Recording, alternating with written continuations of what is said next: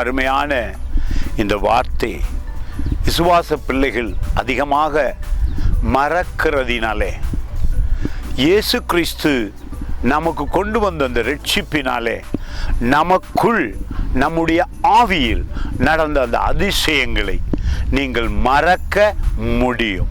அதுதான் சங்கீதம் 103 2வது வார்த்தை சொல்லுகிறது மிக அருமையாய், மறு பிறப்பு அடைந்த உடனே உங்கள் ஆவியிலே தேவனுடைய சகல நன்மையும் வைக்கப்படுகிறது.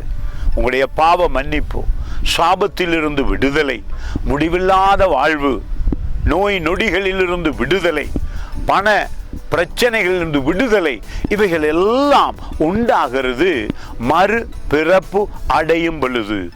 அந்த அற்புத ஆசீர்வாதத்தை தான் இந்த வார்த்தை சொல்லுகிறது. ஆனால் அடிக்கடி நாம் மறந்து விடுகிறோம்.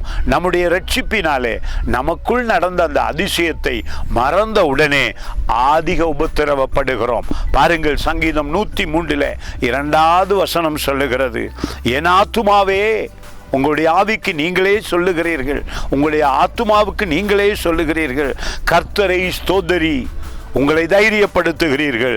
அவர் செய்த ரட்சிப்பினாலே அவர் செய்த சகல உபகாரங்களையும் மறவாதே.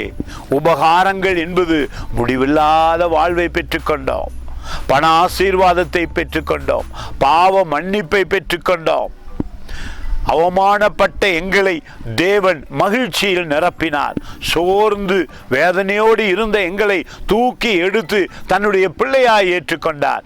இவ்வளவு அதிசயங்கள், இவ்வளவு உபகாரங்கள் நம் தேவன் நமக்கு செய்தபடியினாலே அதை மறவாமல் இருப்பது நம்முடைய கடமை. God bless you.